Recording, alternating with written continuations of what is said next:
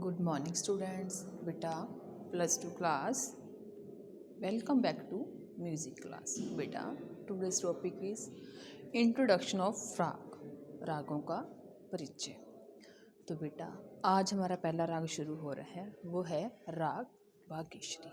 इसका परिचय बताऊंगी बेटा आपको मैं. फिर इसकी आपको नोटेशन लिखना, रागों की नोटेशन आपने कैसे लिखनी है, नोटेशन ऑफ रागा सिस्टम. ये नोटेशन हमने कैसे लिखनी है रागों के. सबसे पहले है राग भाग्यश्री का परिचय.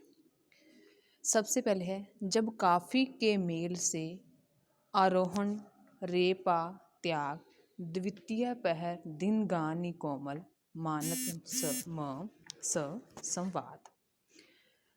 इसका मीनिंग यह है बेटा कि जब काफ़ी के थाट से उत्पन्न राग के आरोह में रे पा को हम त्याग यानी इसका हम वर्जित कर देते हैं. द्वितीय पहर ग नी कोमल.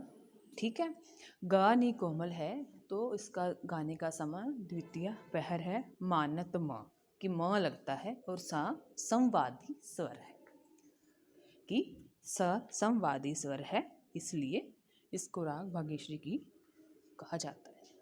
सबसे पहला है बेटा, आपको मैंने ऊपर इसमें समझा दिया कि इस राग का थाट है जो काफ़ी है.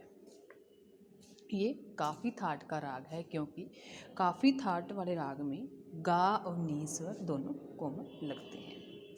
वादी स्वर बेटा इसका म है, मध्य. वादी स्वर कौन सा होता है बेटा? वादी स्वर वो होता है जो राग में सबसे ज़्यादा यूज स्वर होता है. सबसे ज़्यादा जिस राग में स्वर का यूज होता है उसको हम कहते हैं वादी स्वर. संवादी स्वर बेटा, संवादी जैसे मानत म की म वादी स्वर है और स संवाद की स है जो संवादी है. संवादी स्वर होता है कि जो वादी स्वर से कम और अन्य स्वरों से ज़्यादा यूज होता है, वो होता है संवादी स्वर. तो इस राग का संवादी स्वर है स.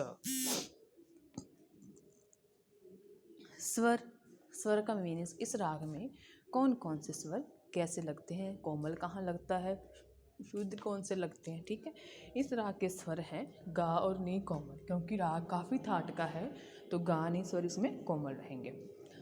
ऊपर वर्जित स्वर, ऊपर लाइनों में लिखा हुआ है कि जब काफ़ी के मेल में आरोहण रे पात्या, कि काफ़ी के थाट के मेल से आरोहण रे पात्या कि आरोह में रे पा स्वर को त्यागना मीन वर्जित कर दिया जाता है. विवर्जित स्वर इसमें कौन सा है? रे और पा. आरोह में है, अवरोह में नहीं है. अवरोह में सारे के सारे स्वर लग रहे हैं, आरोह में रे और पा वर्जित स्वर है. जाति कौन सी है बेटा? जाति आपको समझ आ गई कि रागों में अगर आरोह में रे और पा नहीं लग रहा तो 5 स्वर लग रहे हैं, तो जाति कौन सी बनेगी? औडव और संपूर्ण. ठीक है. समय कौन सा गाने का? द्वितीय प्रहर रात्रि का. ऊपर लिखा हुआ है द्वितीय प्रहर. संप्रकृतिक राग भीमपलासी. भीमपलासी है जो उसका संप्रकृतिक राग है क्योंकि उसमें भी स्वर ऐसे ही लगे, गा और नी कोमल है. अवरोह में जैसे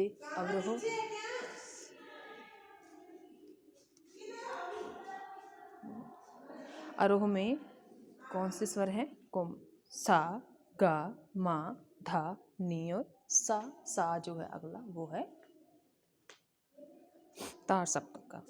क्योंकि इसमें रे पा वर्जित है, आरोह में कौन सा लगेगा? सा गा मा धा नी. रे और पा वर्जित कर दिया. अवरोह में सारे स्वर लग रहे हैं तो सा नी धा पा मा गा रे सा. पकड़ है धा नी. पकड़ मीन्स होता है कि रागों में स्वर कौन से राग, इस राग में स्वर कौन से कैसे लगेंगे, कि कैसे चलन है इस राग का, जिससे इसकी पहचान होती कि राग भाग्यश्री बज रहा है. पकड़ है धा नी सा मा गा मा गा रे सा. कैसे लगेगा? धा नी सा मा गा मा गा रे सा. ठीक है.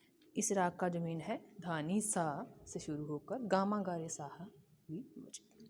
विशेषताएं, किस राग की विशेषताएं हैं? सबसे पहला राग भाग्यश्री काफ़ी थाट से उत्पन्न हुआ राग है, परंतु यह काफ़ी थाट का प्रमुख प्रधान राग नहीं है. ठीक है. रागों के समय सिद्धांत के अनुसार इस राग का गायन समय रात्रि का दूसरा पहर है. इस राग का है जो ग्रहण समय रात्रि का दूसरा पहर है। इस राग की मुख्य विशेषता यह है कि इस राग में आरोह में रे और अवरोह में रे और पा दोनों आरोह में वर्जित हैं और अवरोह में 7 के 7 स्वर लग रहे हैं। इस कारण इसकी जाति कौन सी बनेगी? औडव संपूर्ण। इस राग का वाद्य स्वर म है और संवादी स है, जो इस राग के मुख्य स्वर है। राग बागेश्वरी का संप्रकृतिक राग भीम प्लासी है, मिलता जुलता राग, परंतु आरोह में रे और पा वर्जित होने के कारण यह राग भीम प्लासी राग से अलग हो जाता है, जबकि भीम प्लासी राग में आरोह में पा स्वर का प्रयोग होता है। बेटा यह है आपका राग भीम भागेश्वरी का परिचय। आगे आपको मैं रागों की नोटेशन ऑफ राग आपको मैं करना सिखाऊंगी कि आपने रागों को नोटेशन मीन्स होता है कि आप रागों को कैसे लिखोगे, स्वरों को बजाना है जैसे हम, तो उसको हम नोटबुक पे कैसे लिखेंगे, कौन सी मात्रा से शुरू करें, कौन से ताल में राग बजाया जा रहा है, तो वो आपको मैं सिखाऊंगी। थैंक यू बेटा।